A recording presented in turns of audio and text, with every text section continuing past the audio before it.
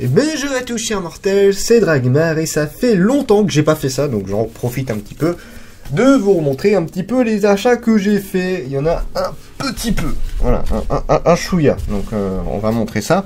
Alors j'en profite, c'est pas du manga mais c'est juste pour montrer que j'ai attaqué ça aussi. Walking Dead, donc là c'est le gros format. On a le format, c'est pas intégral, hein, mais c'est le format Deluxe ou je sais plus quoi. Oui, ça fait longtemps que j'avais envie d'attaquer ça. Je suis un très gros fan de Walking Dead. J'ai regardé la série pas entièrement, on la regarde avec ma chérie.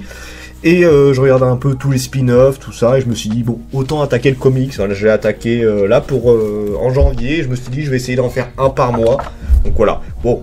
Il y en a quasiment tout le monde connaît, mais je fais un rapide résumé. En gros, c'est une apocalypse de zombies et on va suivre un groupe de survivants. Voilà. C'est très résumé, mais voilà, de toute façon, il n'y a pas grand chose d'autre à raconter, c'est ça. On va suivre des groupes de survivants et voir comment ça se passe avec cette apocalypse zombie. Maintenant, on va rentrer dans le vif du sujet, les mangas.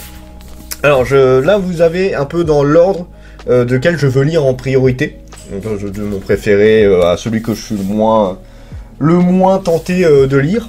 Donc on a Fun Territory Defense by the Optimistic Lord. Alors ça fait un moment que j'attendais la suite de ce manga là. Il y a eu je trouve qu'il y a eu un peu de temps. Après ça les sort assez régulièrement, donc ça se trouve il y a eu peut-être que 3 mois entre le tome 2 et 3. Mais je surkiffe cette série, donc du coup l'attente est encore plus longue. Et en gros c'est un jeune homme qui encore une fois c'est un isekai, qui va se réincarner dans un jeune homme qui va avoir un pouvoir de création, alors qui est considéré comme quasiment inutile parce que ça demande une grande quantité de mana, parce que voilà, ça dépend en grande partie de l'imagination, donc c'est pas spécialement fait pour le combat. Alors, et dans ce monde-là, ils sont plus dans le combat plutôt que de la création. Et du coup, il va être expulsé, banni, si on peut dire ça. Enfin, c'est pas vraiment banni, mais ils vont le dégager en mode, bon, tu sers à rien, donc du coup, on va te faire gérer un village qui est complètement paumé dans le trou du cul du monde. Et ils se disent, voilà, il sera là-bas, il nous fera pas chier, mais grâce à son pouvoir, il va vachement développer la ville, et c'est une superbe histoire. Alors, c'est vraiment... je sais pas, alors, c'est pas que politique, hein, c'est marchandage, c'est de la création de cités, c'est du coup de l'attaque de monstres, de bandits, on a un petit peu de tout, et c'est vraiment une histoire que je surkiffe. Ça fait longtemps que j'ai pas fait de présentation manga, donc si je galère un peu, soyez indulgents, ça fait longtemps, j'essaie de me remettre dans le bain tout doucement. À quoi tu joues, Ayumu, 9e tome de la série. Je fais un petit aparté, j'étais deg parce que, bon, dans ce genre d'histoire avec À quoi tu joues, Ayumu, quand t'as Kagime taquine, Nagatoro n'arrête pas de me chauffer, les trucs du genre, où c'est de la romance, mais tu sais très bien que ça va sortir ensemble au bout d'un moment, mais tu attends ce moment fatidique, où ça va, enfin fatidique, ce moment de bonheur que tu attends avec impatience. Nagatoro, je me le suis fait spoiler, parce que malheureusement sur Instagram, mais même Twitter, il y en a qui ont balancé la fameuse scène, et du coup j'étais en mode, oh non, j'aurais voulu voir ça en vrai dans le manga. Enfin, je dis ça, Noël Graphics ne sort plus grand chose, hein, c'est... on a des nouveautés, ouais, mais vous continuez pas sur vos séries. Bon, on revient à celui-là, À quoi tu joues, Ayumu. On suit deux jeunes collégiens qui sont fans du shogi, donc c'est l'équivalent des échecs chez nous, mais version japonaise, où c'est tout simplement, voilà, ils sont tous les deux amoureux, mais ils ne veulent pas se l'avouer directement. En gros, il y en a un, la fille, elle est extrêmement forte en shogi, et lui, il est bon, mais c'est pas un gros joueur, quoi. Et du coup, il veut réussir à la battre au moins une fois pour lui avouer qu'il est amoureux d'elle. Et elle essaye de lui faire avouer ce genre de truc-là. Donc voilà. C'est de la romance, c'est tout mignon, c'est tout gentil. Je trouve que ça va bien dans la catégorie, dans les trucs Nobi, mais c'est une histoire là, vous vous attendez pas à des trucs de fou, c'est, même s'il y a du shogi et qu'il y a un peu de technique, tout ça, c'est vite fait, hein, c'est vraiment genre 10% du manga, on va pas vous abreuver de savoir de shogi H24, ça reste de la romance, de l'amitié, de l'humour, c'est une très belle histoire que j'apprécie particulièrement. Seventeen Loops, ou en plus long, The Villainess, Enjoy et mon anglais est dégueulasse, Enjoy a Carefree Life Married to Her Worst Enemy. Il va falloir que j'apprenne l'anglais, parce que là c'est dégueulasse. Une histoire que je suis aussi animé, je fais les deux pour celui-là. Mais il y en a beaucoup, je fais les deux en général. Alors on suit une jeune femme qui du coup est morte plusieurs fois. Là c'est sa 7e résurrection, parce qu'en fait elle meurt toujours plus ou moins au même âge, de différentes raisons, mais c'est souvent lié à la même chose. C'est lié souvent à un pays en particulier qui va faire la guerre un peu à tout le monde, et elle va mourir souvent à cause de lui.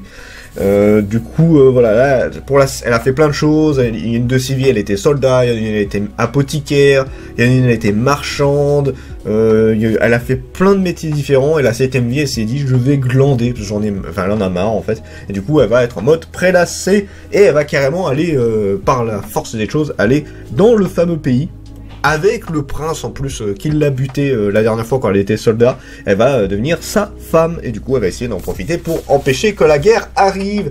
Et c'est super, franchement c'est un peu méconnu je crois celui-là, mais franchement regardez-le, c'est super cool.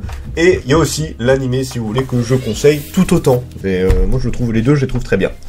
100 Bucket List of the Dead, pareil, un manga qui a un petit peu remis au goût du jour le manga. Sur le thème du zombie, puisque... alors c'est con parce que, à l'époque, avant que ce manga sorte, il y a eu un gros vide en termes de zombies. En fait, les gros derniers, c'est A School of the Dead, et on en a eu quelques-uns, mais c'était vite fait, c'était des petits mangas sans prétention, et ça fait un moment qu'on n'avait plus des gros titres. Là, on en a un, et on en a d'autres qui commencent à arriver tout doucement, et je suis très content, parce que je suis un énorme fan de zombies. En film d'horreur, c'est ce que je préfère. Et là, en plus, ça mêle beaucoup humour et aussi tragédie. On a vraiment les deux. On a de l'humour complètement barge, et on a des trucs aussi très sérieux.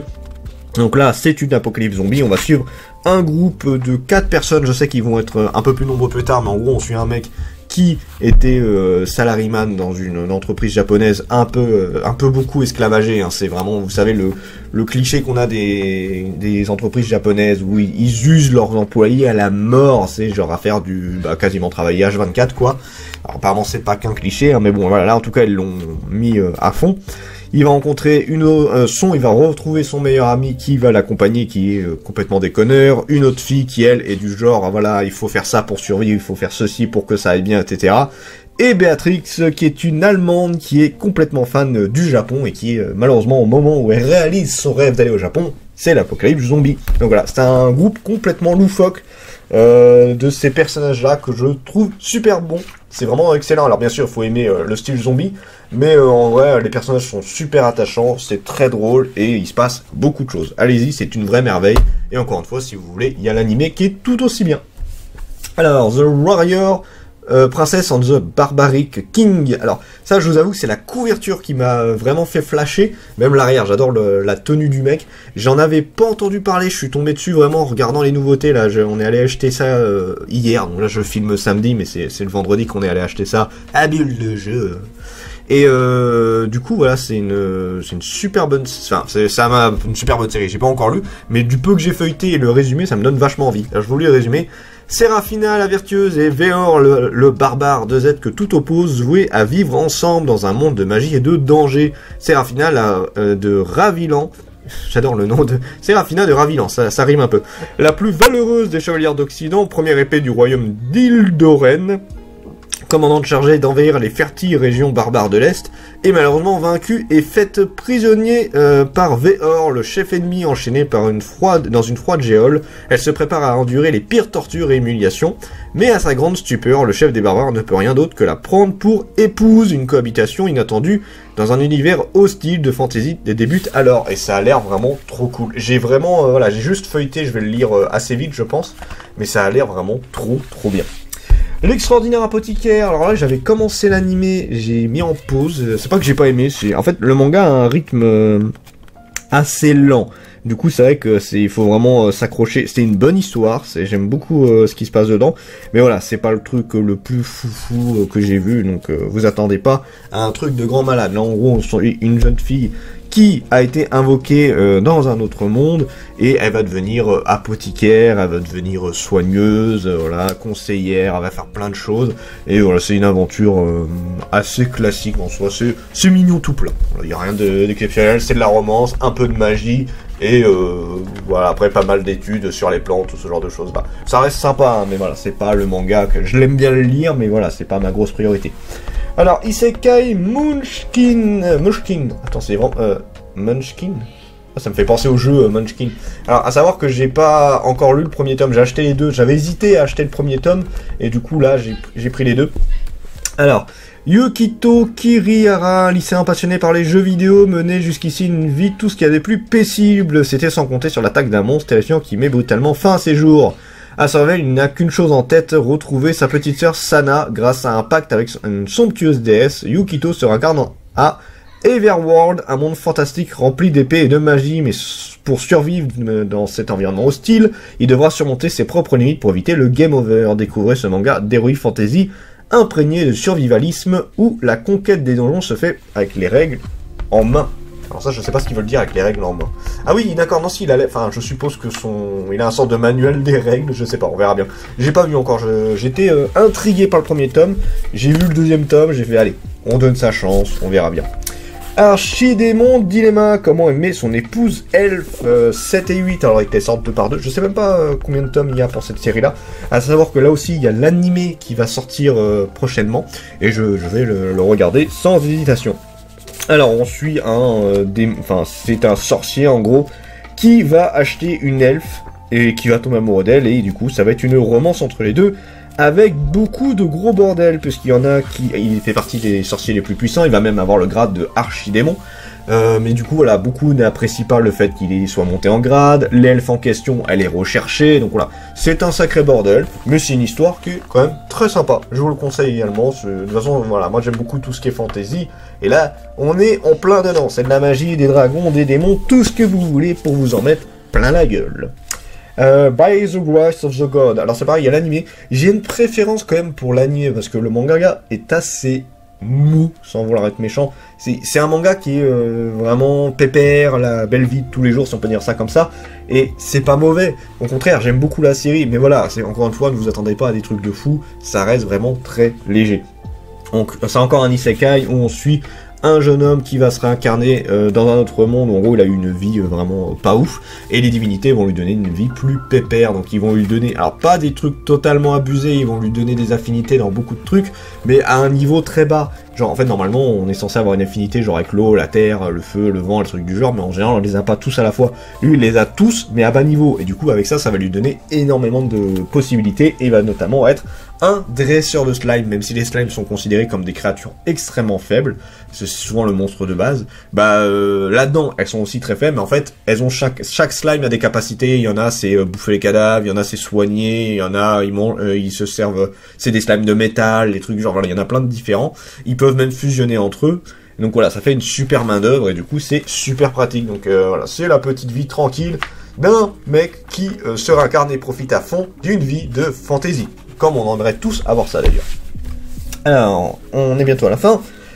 Céline, une vie parisienne. Alors, je veux pas le dire, mais elle a l'air blasée sur la couverture.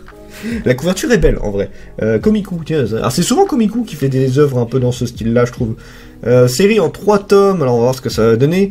À Paris, une jeune fille de 14 ans, Céline, que l'on dit venir de la Lune, cherche ce qu'elle aimerait faire dans la vie. Armée seulement des enseignements de sa tutrice, elle se rend à la capitale et tombe par hasard sur un vieux monsieur. Il lui propose de travailler dans un domaine qui lui permet de toucher diverses professions. Dans un Paris du 19e siècle, en plein essor, décrit tel un tableau, arrivera-t-elle à trouver sa voie? Mais on verra bien. Mais ça m'a l'air sympa. Je dirais que je suis curieux. Puis en plus, Paris maintenant c'est dégueulasse, mais le Paris d'avant, ça doit être très sympa à voir. Et on finit avec The Reincarnate of the Stronger of the Exorcist in Another World. Alors encore une fois, là j'ai vu l'animé, et j'ai aussi une petite préférence pour l'animé, juste parce que j'aime bien l'animation, et j'aime bien un peu comment c'est foutu.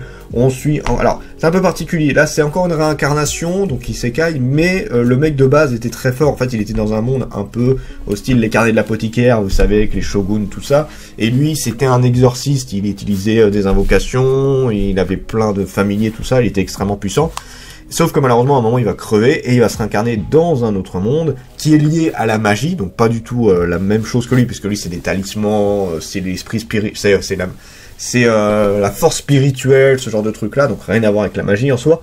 Et du coup il a quand même encore cette puissance là. Il n'a pas de magie, mais en tout cas il a encore sa force spirituelle, et du coup il va s'en servir pour vivre dans ce monde et pour s'y faire sa place, tout en évitant de trop se mettre en avant. Donc voilà, mais encore une fois, c'est une histoire qui est très sympatoche. Et voilà, donc bon, vous avez peut-être vu en bas de la liste qu'il y avait autre chose, il y avait Game of Familia et DeadTube, mais c'est pas des achats que j'ai fait récemment. De toute façon, il y a plein d'achats que malheureusement vous avez un peu raté, et je m'en excuse. Voilà, là c'est vraiment ceux que j'ai fait hier. Donc après, niveau achat, je sais pas, on va voir, je vais peut-être me calmer un peu, parce que j'attends ma formation, donc du coup, j'aurai pas forcément autant d'argent qu'avant. Donc voilà, en tout cas, ça, c'est les derniers achats. Et bon, bah, on va voir ce que ça peut donner. Et on se retrouve, de toute façon, très prochainement. C'était Dragmar, et je vous dis à la prochaine, chers mortels.